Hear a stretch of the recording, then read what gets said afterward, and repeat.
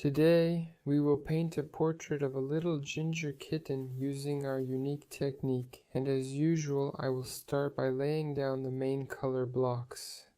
I'll take a thick brush like this one. I think it's 50 millimeters wide for a 40 by 50 format. The brush is 50 millimeters wide. Now, using very diluted paint, I'll start, and basically, as usual, I need to lay down the main shape of the kitten first. I'll use our red umber, or you can just mix up some orange, which will work just as well. It's very diluted. I'm finding the shape of our kitten. We have a tilt like this, and the kitten's head takes up about half the canvas.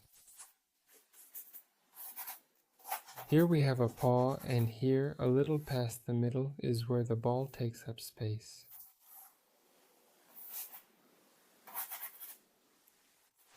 Here we have another paw, and about here is the tail. This is where our kitten will be.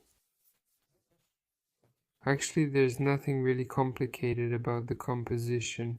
You can place the ball a bit lower. Now I'll lay in the kitten itself a bit deeper, using our brown color right away, making it a bit darker.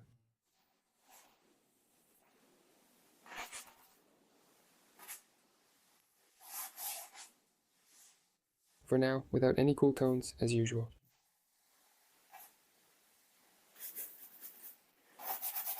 As simple as possible.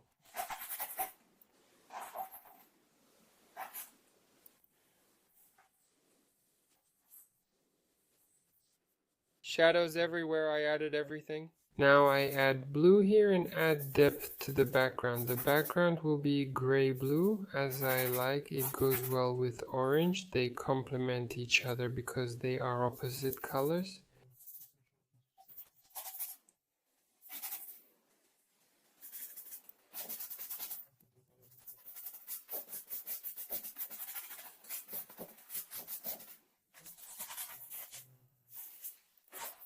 It's very convenient to lay in large spots right away with a big brush.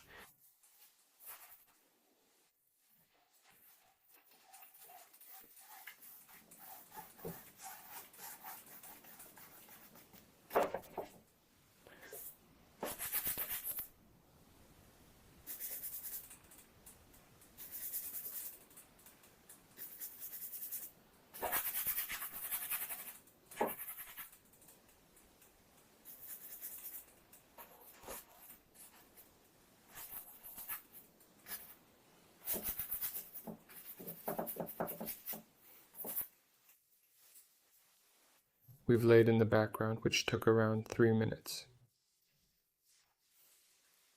Thanks to the fact that we're using a big brush, and also the colors are simple. Basically, there's nothing really complicated here. Now, with the same brush, I take some orange and add it here as well.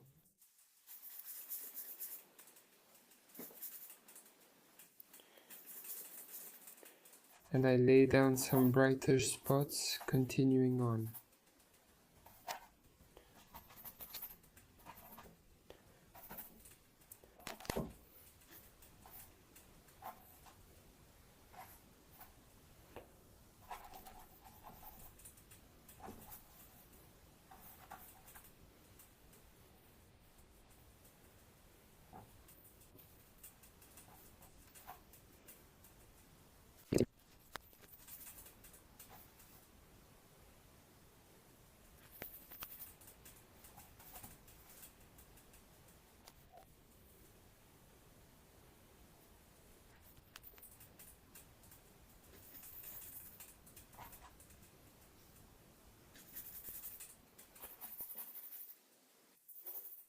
I'm adding orange wherever I see it in the sketch. Maybe we have some there too.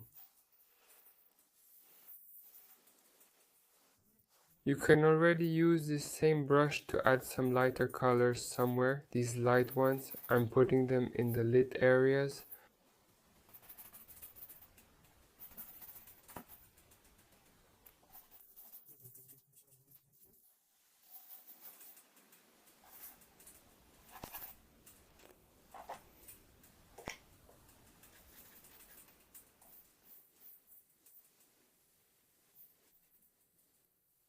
Right here just a little bit, and here I add a patch of blue and lay in the shadow.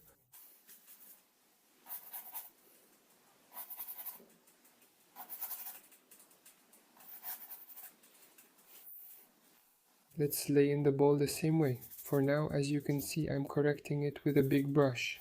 Even though the canvas is small, it's quite comfortable to paint with just one corner. You see I'm painting and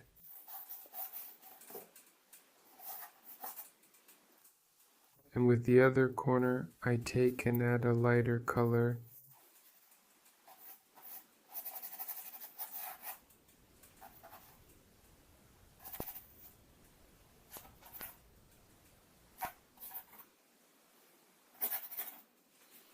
A subtle touch of blue, the same shade, added here.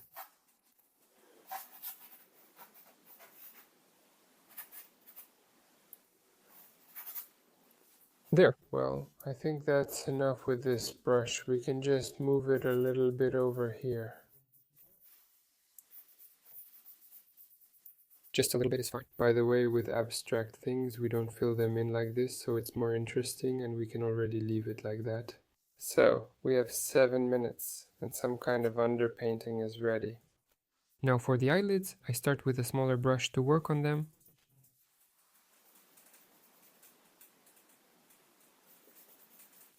More precisely like this, I mixed something with black. Well, okay, since I decided on this kind of black, let's add some contrast, and I can add a bit of red, brown, like this. Add a little of this black to the ball here, and add some value to the background.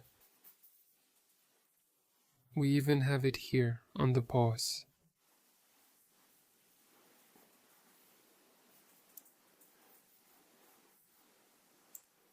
There's a ball all around, it's also dark, it should be.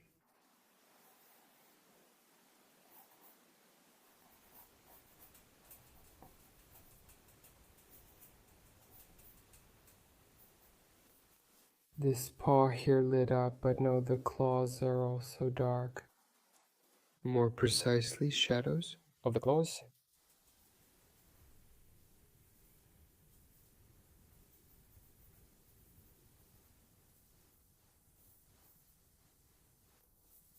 Like this, the shadow goes here.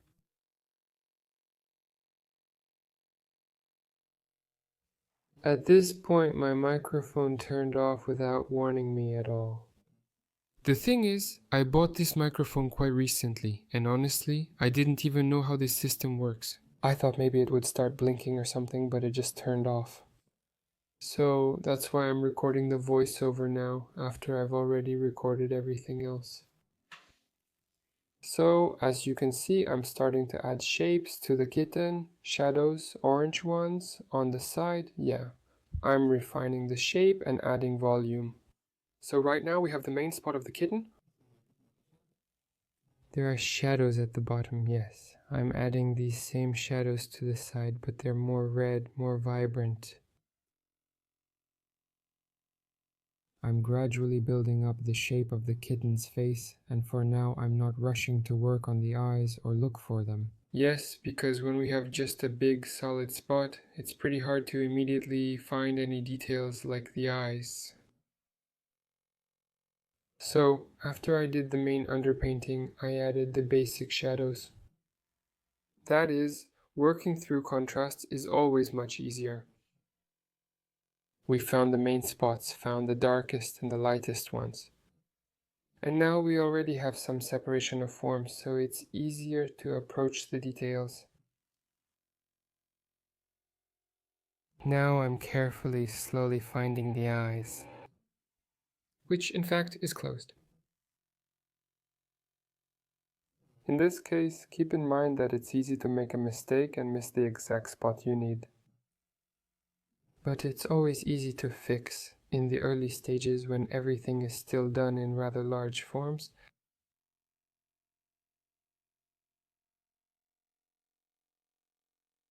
When you found, for example, the main forms like I have now, I basically already understand where everything is located. Don't forget to step back from the painting more often, to look at it from a distance.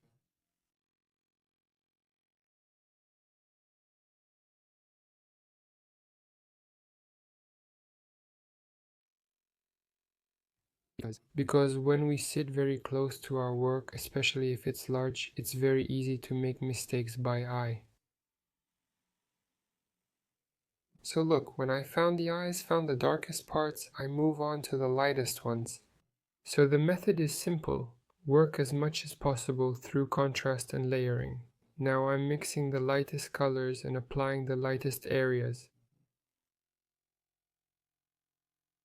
In this case, again, just like with a human portrait, I start painting everything in warm tones, especially since here I have a ginger kitten, all the colors are warm.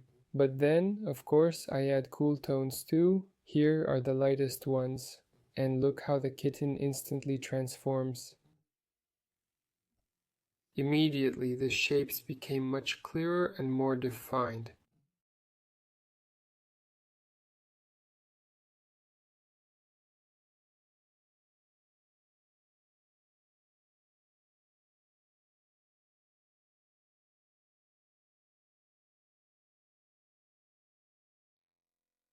I try to work with large areas as much as possible, meaning across the whole painting.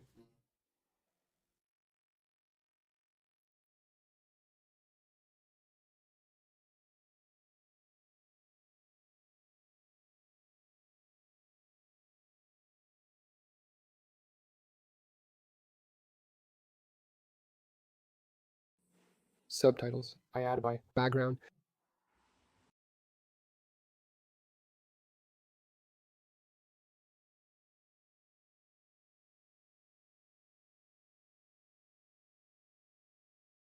Continuation I add. Shadows, actually, from the ball additionally.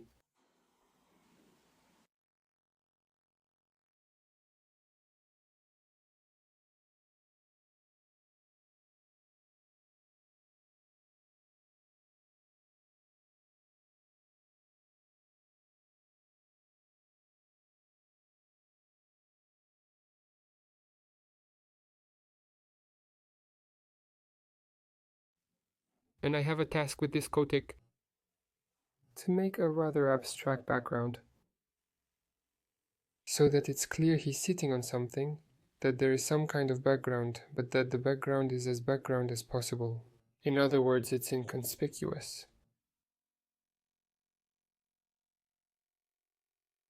And I try to make all the brush strokes loose, not neat or sharp, but looser, more abstract. Don't forget to wipe your brush. If you're changing the color, it's also very important to watch this process so that the color mixes exactly the way you intend. Now look, I'm moving on to cool shades. I added some blue, then added some warm tones to dirty it up a bit and see how it immediately matched the color. Alright. So when you add cool tones to the shadows, and if they look too loud or really out of place, it probably means you didn't get the tone or brightness right. So if you take a bright cool color, it will immediately stand out from the picture. Of course, it can work if you add a lot of it everywhere. In my case, look, I really smeared it well with yellow, red and brown, and it became such a dirty, very blue color. And it fits quite well into the shadow shapes.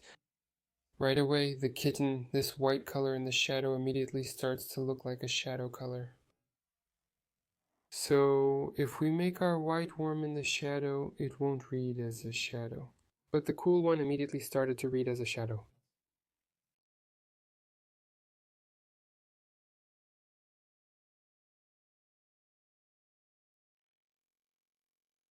And now we start adding these dirty colors to other places, where we have orange as well.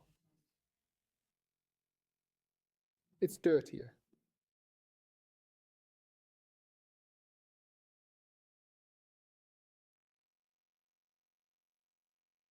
Here's actually the kitty. The very first session turned out pretty well in terms of color matching, meaning that every color was actually a pretty good match overall. That's actually not a common thing. I mean, I think with my other paintings, you see sometimes it happens that, for example, when I was painting a horse, I really struggled with it. I just couldn't get it right. The transitions come out so delicate, but it ends up looking rougher, and because of that you have to redo it many times. but again, you should take it philosophically. The more difficulties you face along the way, the more valuable experience you gain. If things aren't working out for you, that's normal. You're learning right now.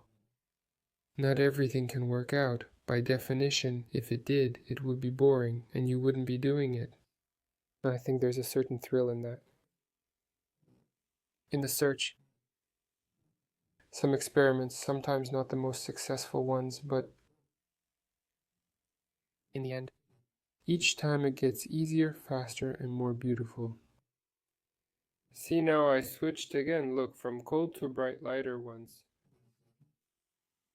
And here, as you can see, I'm already switching. Sometimes I took a bit of a cold one, sometimes I took a bright one, and I'm constantly looking for more suitable shades. Here, it's cold to sleep again, so I tried making it. And the masks, look, trying not to outline them, yes, but just throwing them, you could say, right onto the canvas quite freely. Well, so they wouldn't be so sharp, but rather separate, so it would look that way. It's painted very expressively, and that's very appealing. Often when you look at paintings, they're done quite realistically, but each brush stroke seems almost chaotic, as if it was done almost by accident. It looks really great. Maybe it's because when we look at the artwork, our brain puts the picture together from these beautiful separate brush strokes, and that brings a certain pleasure. I'm clarifying. See, the nose is refining the shadows on the face. I formed a certain idea, look.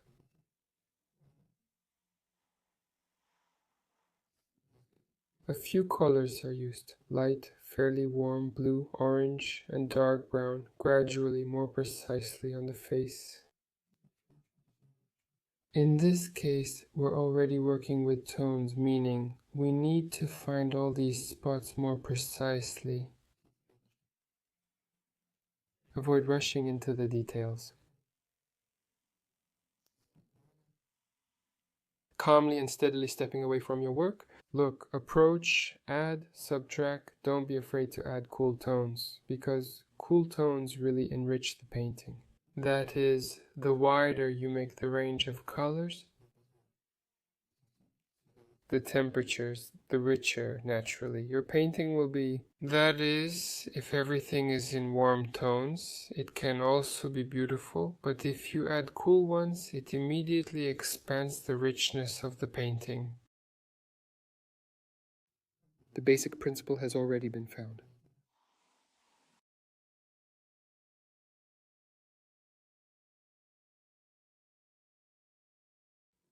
Basically, now I just need to add more where his mouth is, and actually, now I'm going to work on the nose and lips.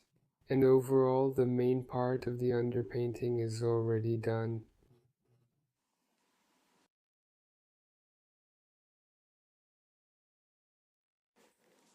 There are actually 6 minutes left until the end of this first stage. It's really satisfying when you manage to find exactly what you want so quickly on the first try. Again, thanks to this course, I realized once more how much easier, clearer, and more interesting portraits and faces are for me. So I added that to this course now. I'm adding a cat, adding a horse, adding some fruit there. And since it's so unfamiliar to me, I spend more time on it. It seems like a simpler subject, but I spent more time on it than on a portrait. Well, in this case with this cat, everything turned out just the way I wanted right away. Of course, I really struggled with the horse, even though at first it seemed to me that it was actually the simplest subject of all the ones I'm doing here in the course.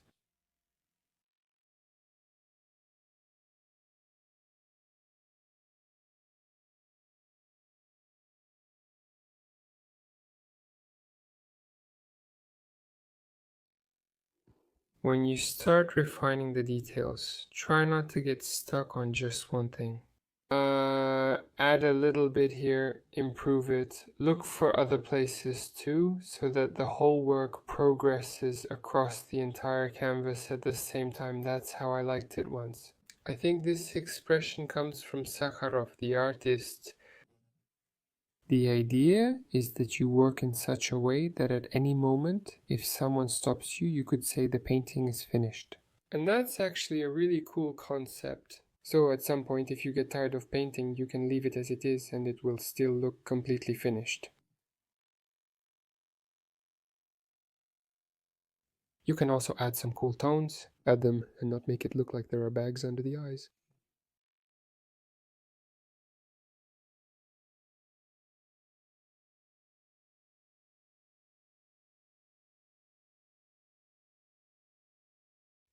A bit less right now, the most vivid kind of.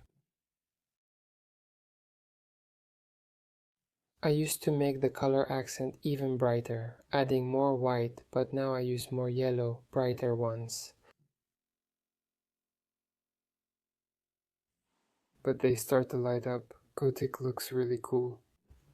It's very important to establish the tonal relationship at the beginning, to lay down the darker spots, to use dirtier colors. Don't be afraid of a mess of colors at first. It's not just, okay, it's necessary. Be afraid not to make a mess, otherwise it will be hard to create any glow or effect later on.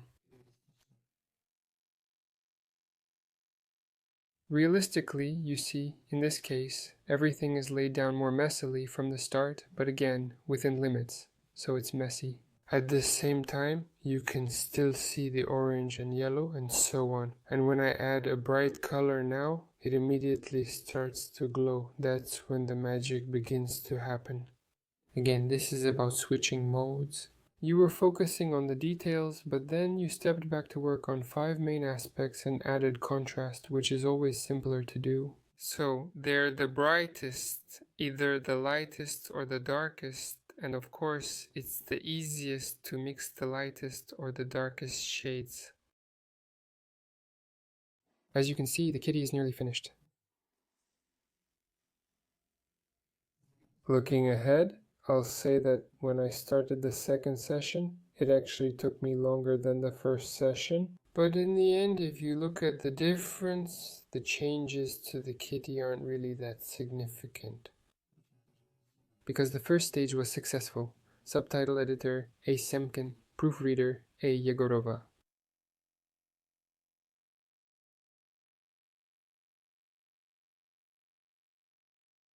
Well, here I'm just finishing up some details on the backgrounds with the kitty. Everything has pretty much been figured out already. What I wanted.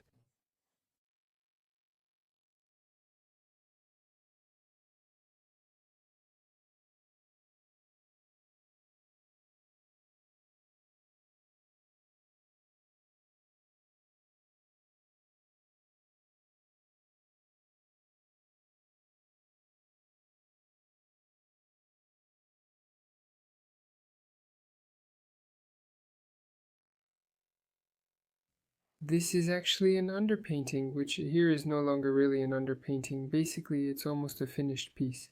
It's important to work on the background and the canvas everywhere in general, so that it's already at a kind of pre-finished stage in terms of tone and form, at least for Pskov. Then you can start adding more beautiful and clearer colors and more detailed things. For the second session.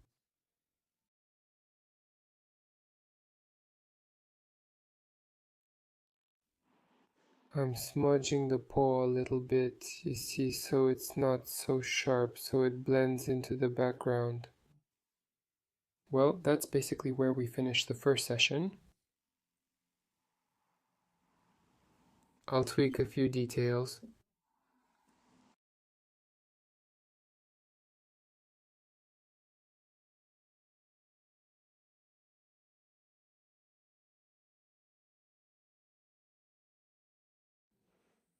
There you go. That's enough, I think.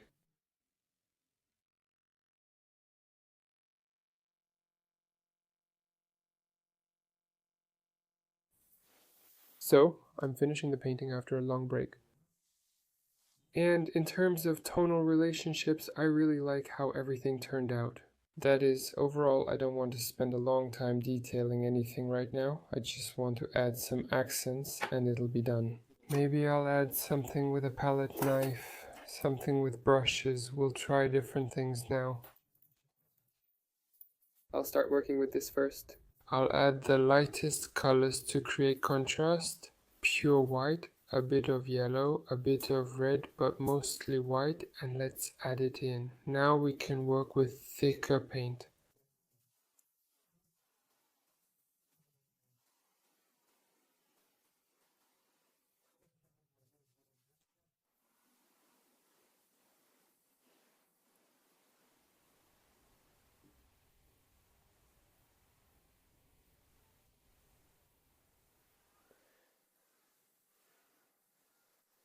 Basically by adding the lightest accents.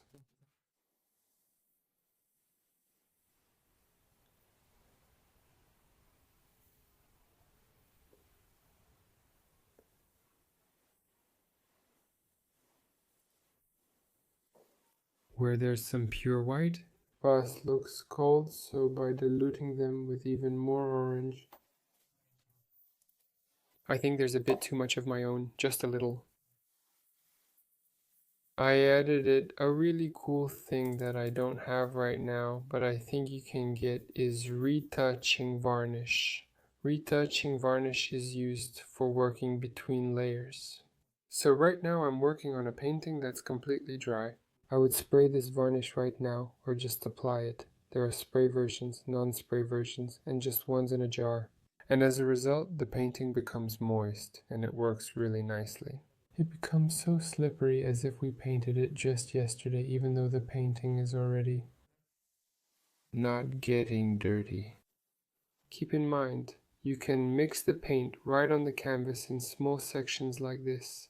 There's a lot of yellow, a lot of red, and a lot of white, just like we did before when mixing. And I'll start dabbing it on. Paint.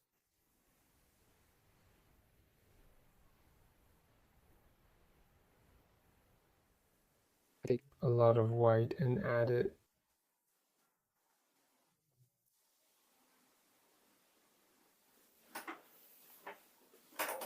I'll try now.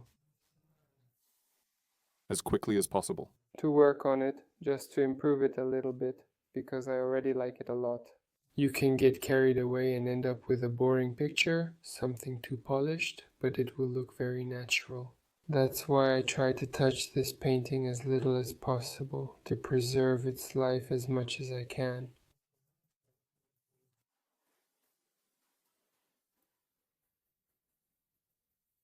So here, I want something maybe more pink, or even yellow, but maybe not. So let's just take pure white and pink, just for the nose.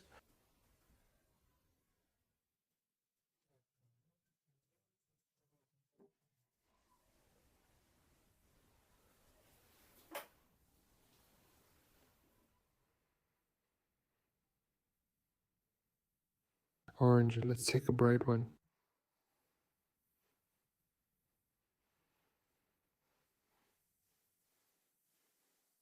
I'll add a bit of texture to the kitty now.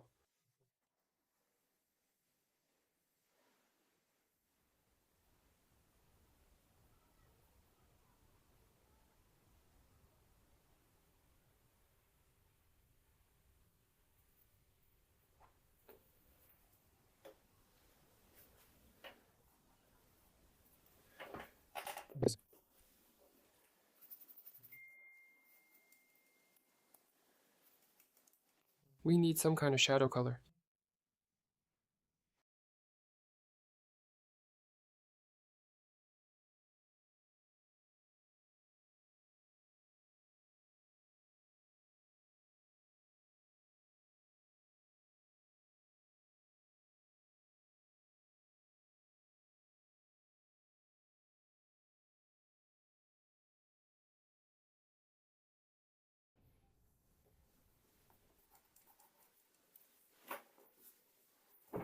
I'll step back and look more often now so I don't overwork the piece accidentally.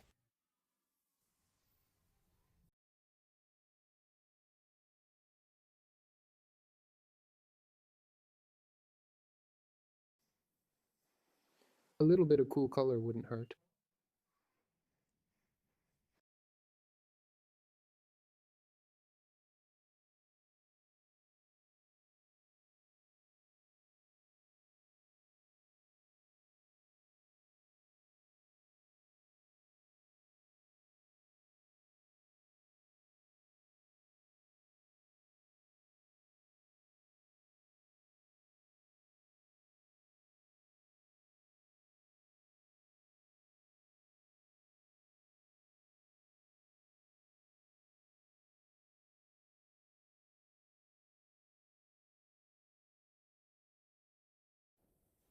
and here I liked the coolish light shade.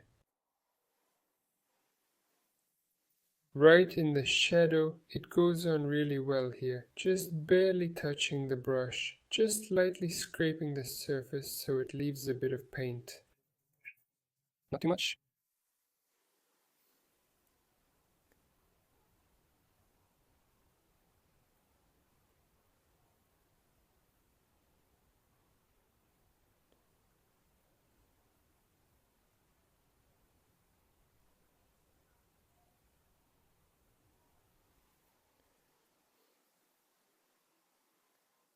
It's hard to pick the right color in the shadows here.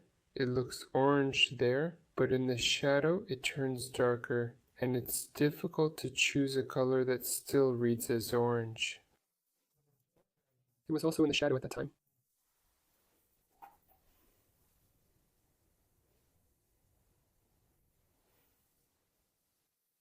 Here on the screen this part looks very warm, so I just add a little bit here. Something cool, finishing it up like that, but at the same time there's also some orange and red like this. It turns out darker.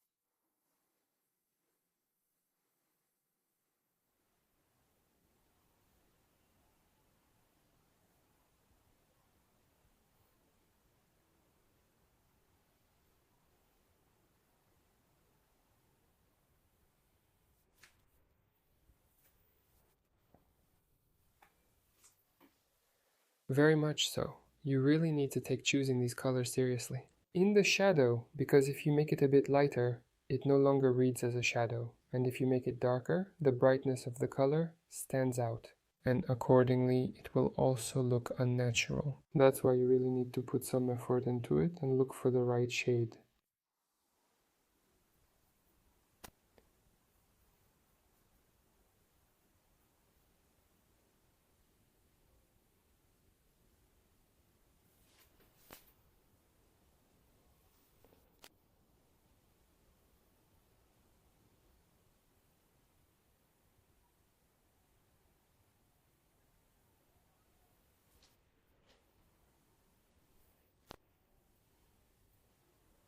Thank you.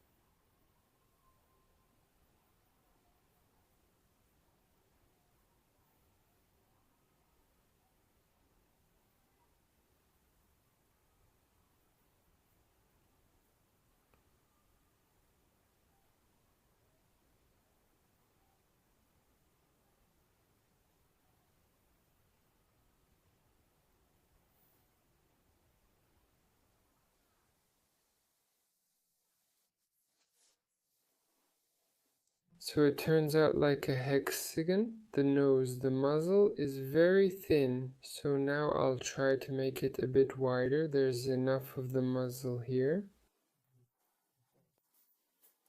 To him?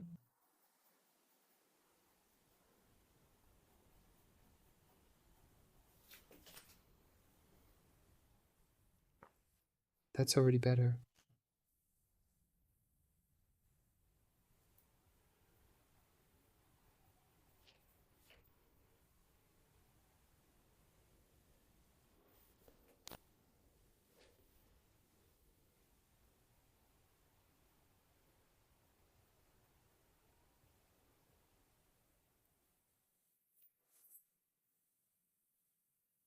My brush strokes are turning out a bit monotonous. I don't really like that. I'll try to add some more hairs with a fine brush now.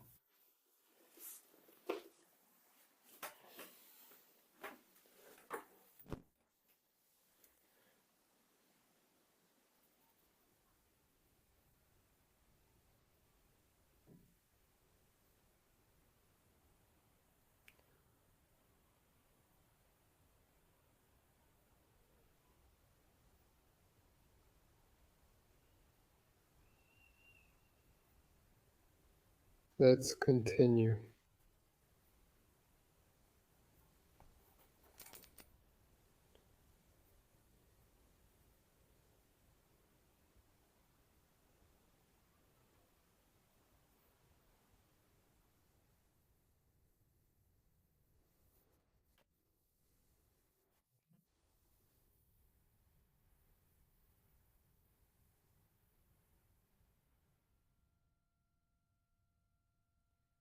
So this doesn't really... I didn't like it. Let's see the result and try to remove it.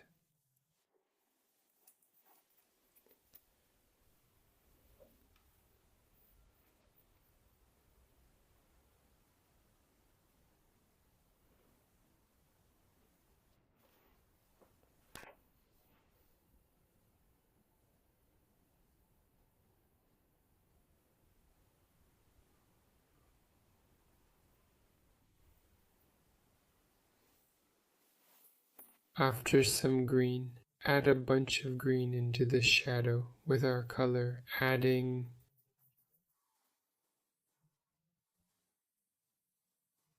a little bit of green.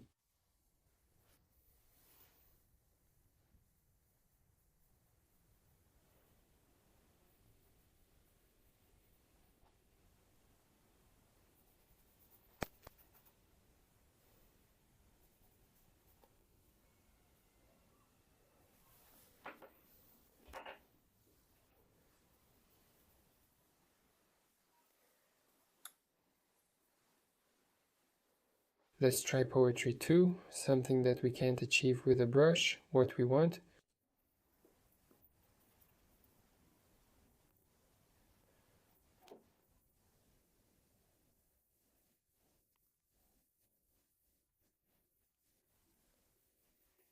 And so on.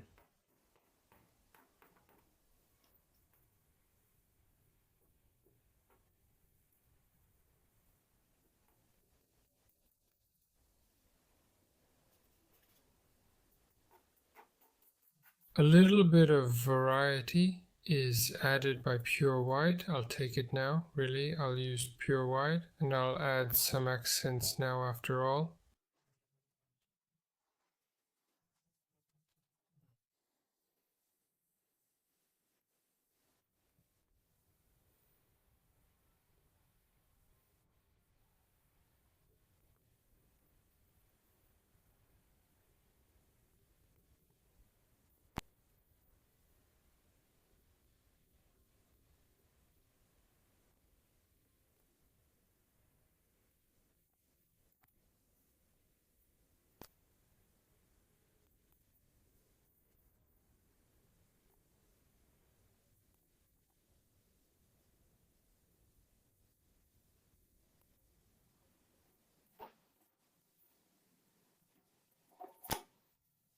Something like this unexpectedly, I'll take it now and I'll add it here.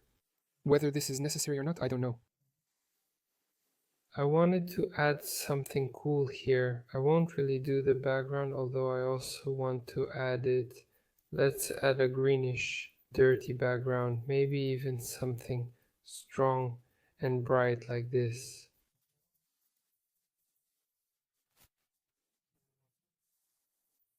I'm adding blue and also black.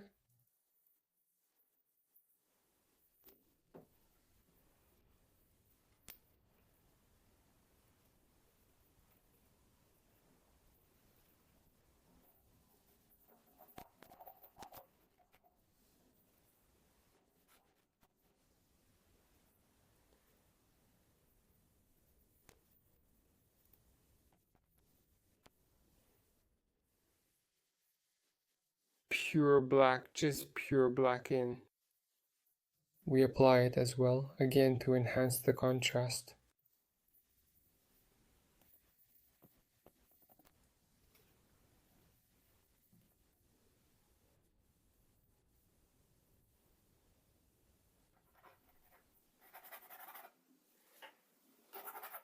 And now we mix a lighter color.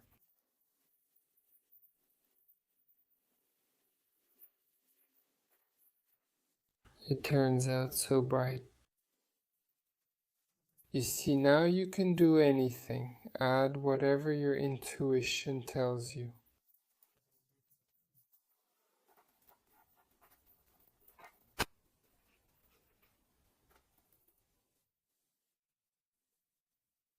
You see, it's impossible to explain what this color is or how to mix it, because I mixed everything I had on my palette, adding a bit of something brighter, which makes it cooler.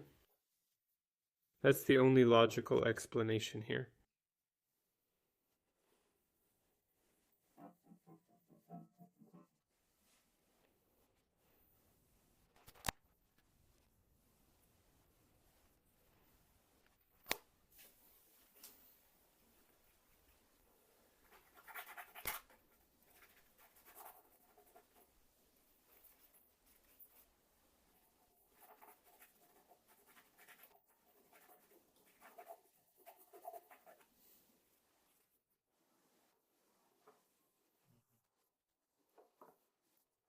I want to lighten it up a bit here and darken it a little over here.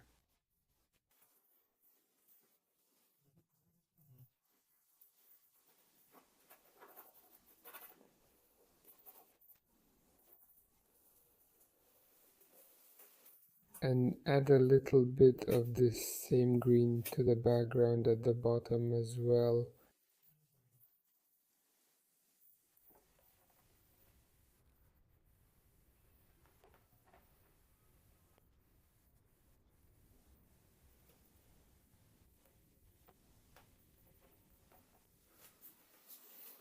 Alright, that's it. I think there's no need to mess with it anymore. I'll just blend a little more of the background in right here.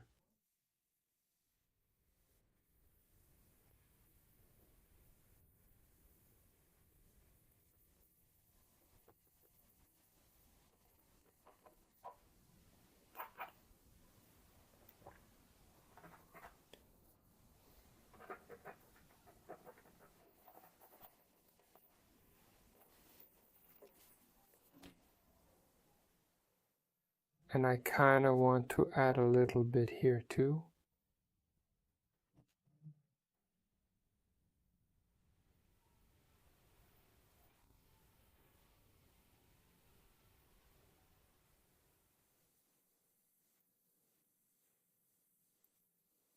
Something a bit grungy. Let's take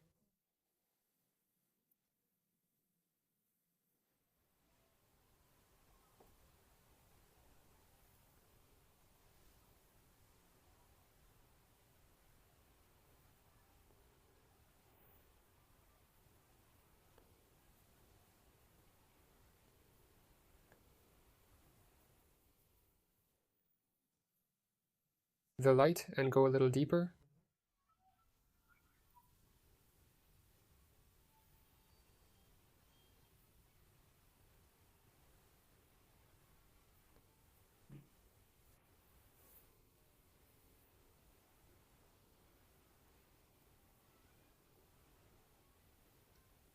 To be continued.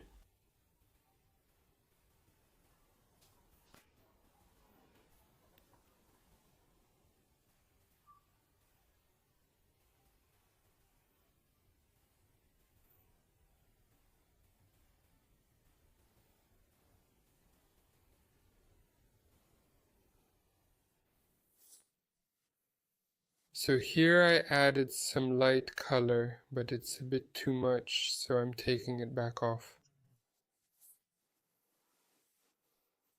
I wanted to make something like a continuation of the paw.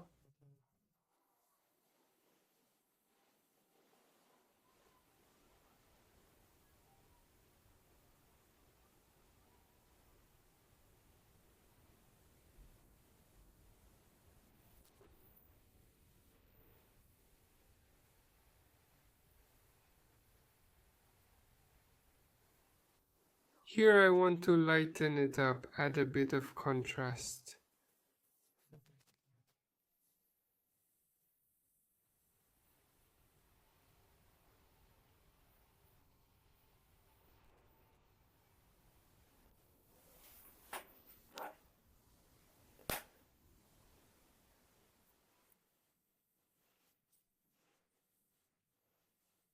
So well, overall, it's already okay. Here's.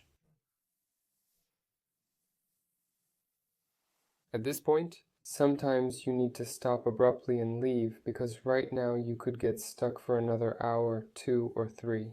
There's no guarantee it'll turn out better than it was an hour ago.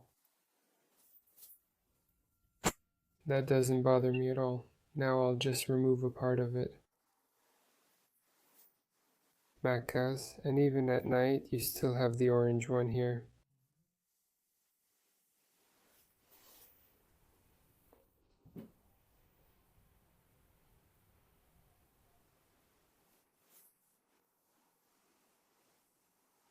I think I need to overcome myself and finally say enough. This one, and now I'll fix my flatness.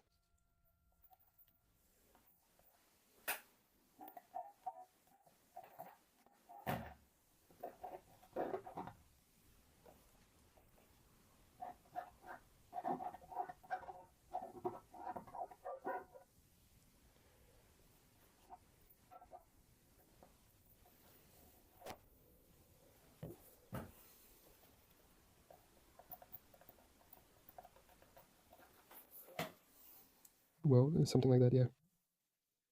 That's it, let's wrap it up.